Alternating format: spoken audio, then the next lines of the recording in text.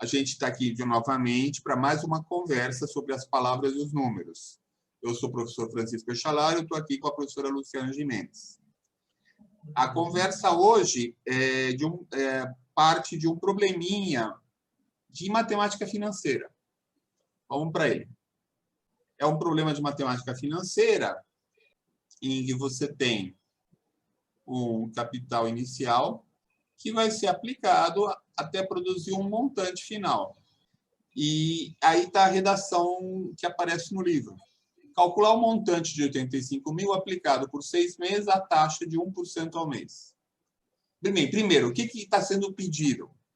O que você tem que descobrir é o montante e o capital inicial, 85 mil. E o que acontece algumas vezes? O aluno lê isso aqui e ele interpreta como se o montante fosse 85 mil. E aí ele fica sem saber o que calcular. Eu não sei. Algumas observações. Não, isso não é nem... É um problema, mas, digamos assim, é um problema que é simplesmente a aplicação da fórmula. Exatamente. É um exercício. Ele não... É um exercício, né? Estritamente falando, não é um problema. É um exercício na forma verbal, assim, apresentado verbalmente. Isso, uma tradução. Exatamente. Né? Então, a dificuldade, me parece, eu continuo com a mesma impressão que eu tive da primeira vez que você me passou esse texto. A absoluta falta de vivência, uma dificuldade mesmo, uma insegurança de traduzir uma linguagem para outra. E aquilo que eu falei para você, eu acho que o aluno lê isso daqui, ele vai começar a combinar. Como ele faz essa leitura? O correto, veja se isso está certo, seria calcular um montante de 2 pontos, por exemplo. Aí ele vai pegar o valor inicial, o capital inicial, e vai aplicar a taxa pelo tempo. Mas não, a leitura que ele faz é calcular um montante de 85 mil, como se essa fosse a tarefa, a ação que ele tem que realizar. Aí, aplicado por 600, mas ele não pode prosseguir porque ele não sabe qual é o montante de 85 mil.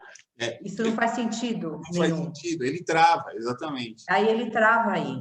Isso se complica porque provavelmente o sentido dessa palavra montante não está claro para ele, e aí ele não sabe como prosseguir. Eu acho que não é um caso de um enunciado que conduz a um resultado errado. Não, ele simplesmente não é capaz de fazer nada a partir do momento em que ele fez essa interpretação. E não é um problema do enunciado, digamos assim, essa ambiguidade. Não é exatamente uma ambiguidade, mas nós temos que ter um mínimo de vivência para saber como ler aquilo, porque não há nenhuma regra aí que tenha sido quebrada. Eu me lembrei de um exemplo, posso te dar um exemplo? Por favor. Uma vez, eu viajando à noite, com muito sono, quando você já começa, os seus pensamentos não necessariamente fazem muito sentido, eu vi uma placa na estrada, que era Fundação Casa de Jacareí. Acho que era essa a placa, se eu não me engano. Fundação Casa de Jacareí. E daí, naquele momento de ficar pensando, eu fiquei com uma dúvida. Eu pensava, como eu devo interpretar essa placa? A Fundação Casa, eu agrupo assim, Fundação Casa da cidade de Jacareí, ou Fundação Casa de Jacareí, entendeu? Qual é o agrupamento certo? Porque quem escreveu essa placa sabe. É a Fundação Casa, a antiga FEBEM, aí eu comecei a pensar algumas coisas desse tipo. Não tem uma instrução clara de como interpretar esses blocos. Não tem. Só conhecendo é que eu vou ser capaz de fazer as escolhas. Se o aluno tem um pouco mais de vivência com a matemática financeira, que provavelmente não tem, está aprendendo, né? Exatamente. Esse estranhamento até não está errado, não tem problema. Pode ser, o primeiro contato pode ser. Aí, a partir do momento que ele faz o primeiro exercício, cai a ficha, tá. E daí, no próximo, a dificuldade não existe mais. Deveria ser assim, né? Acho Aham. até que são hipóteses. Aí ele testa, será que eu interpreto assim? Bom, se eu interpretar assim, não saio do lugar, não tem como fazer. Como que você vê isso, o depois? Isso realmente é bem no começo, primeiras aulas sobre capitalização, e em geral melhoras. As dificuldades vão mudar de tipo. Assim, acho que tem duas coisas, você tem toda a razão. Não está muito claro ainda, não está introjetada a ideia do que é um montante. Também tem uma falta de traquejo de leitura. Um movimento que acontece com um aluno que tem um pouquinho mais de bagagem de leitura mesmo. Ele tem que resolver a questão. Tem meio que um acordo tácito no seguinte: tem alguma pergunta aí, ele tem que fazer alguma coisa. Então, se ele não consegue identificar o que ele tem que fazer, então volta e reavalia a tua interpretação anterior. Tem alunos que, pelo menos nas primeiras semanas, trava mesmo. Muitas vezes, basta perguntar, olha, esse 85, essa é uma das informações. O que é? É o capital inicial ou o montante? A segunda coisa é que é uma questão de livro didático, de sala de aula e de livro didático. Mas numa situação real, efetivamente, a pessoa não tem dúvida. Ela sabe o que ela quer. Ela sabe se 85 mil é o dinheiro que ela vai aplicar, ou se 85 mil é o quanto ela quer ter em algum momento. Então, nesse sentido, essa dificuldade é bem de livro didático. É como se eu não sei nada, se eu nunca fiz um problema desse, e dependendo, acho que vai fazer muita diferença o grau de confiança que eu tenho na minha proficiência de leitura, eu poderia pensar que montante de 85, essa expressão, pressupõe uma operação matemática. Como se esse fosse um problema, uma atividade dividida em partes. Eu tenho que fazer aí 3 coisas diferentes. Primeira coisa que eu tenho que fazer, calcular o montante de 85.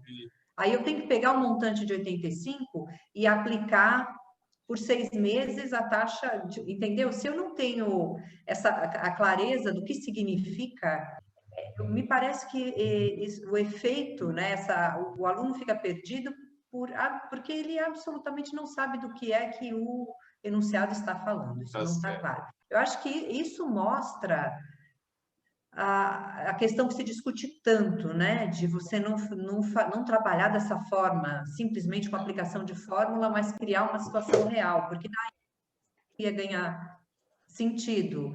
Quando o aluno não tem familiaridade, ele vê isso, ele não sabe do que é que o enunciado está falando, é tudo muito abstrato.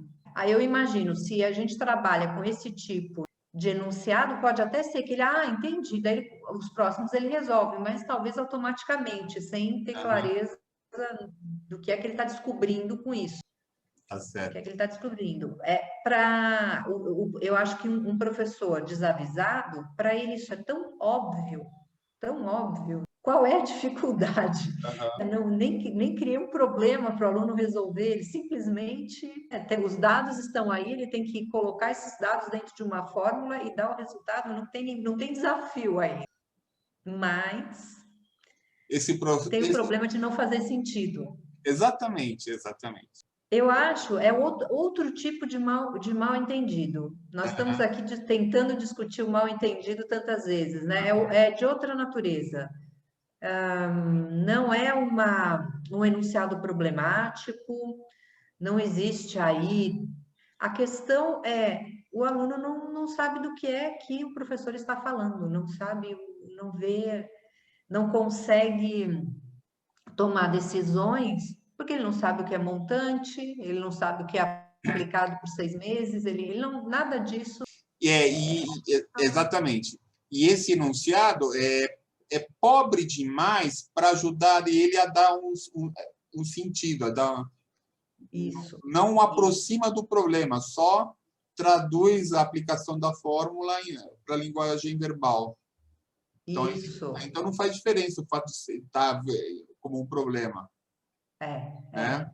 Se ele conhece a linguagem matemática, ok. Se ele não conhece, não tem nenhuma pista para ele buscar no cotidiano alguma... Veja só, nem sempre o simples é bom. É bom, exatamente. Às vezes, complicar um pouco ajuda o aluno a dar alguma pista, né? Para finalizar, Eu preparei aquele textinho que eu mandei para você, que eu tirei de um meme.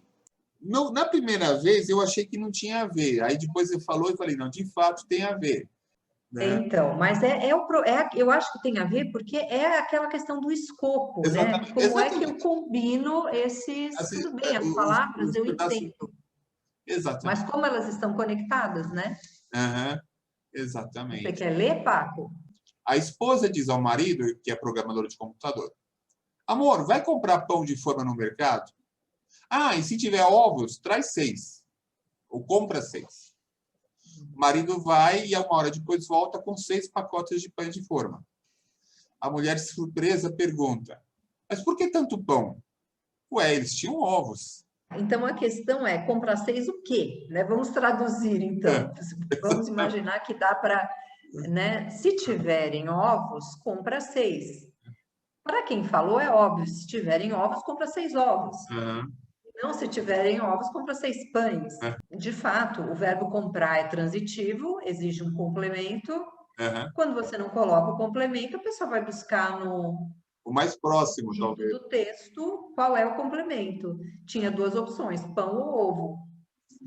O bom senso dita que seria ovo, mas nem sempre o bom senso prevalece, né? Quando eu vi aquele problema, eu me lembrei das aulas sobre hierarquia das operações, em que você tinha alguns sinais para indicar, não é isso? Tem uma hierarquia, parêntese, colchete, chave. Exatamente, assim, né? Você tem, quando não tem os sinais, você tem uma certa ordem. E os sinais servem para alterar essa ordem. Sim. Então, então aí que está a questão, né? Como é que eu sei que esses 6 é de ovos e não de forma? Né? É a vivência, você concorda? Só que aí vivência de linguagem, De linguagem. vivência, né? Exatamente. Porque não tem, na linguagem verbal, não tem uma E um regra marcador. obrigatória de o que é que você tem que recuperar. Né? Então é isso. Nós esperamos que vocês tenham gostado da nossa discussão, que possa ter contribuído de alguma forma. Talvez, eu acho que é possível até acompanhar essas discussões, às vezes, de 2 perspectivas, como professor e como aluno, porque nós somos também alunos e, às vezes, pode ser que traga alguma lembrança, né, de alguma vivência. Então, é isso. Se você quer contribuir de alguma forma, nós agradecemos. Se gostou, por favor, curta, compartilhe, para a gente continuar com essas discussões, para a gente saber se elas estão, de alguma forma, contribuindo com os professores. Obrigada, tchau. É isso aí. Qualquer sugestão é mais do que bem-vinda. Eu reforço as falas da Luciana. Então é isso. Até a próxima.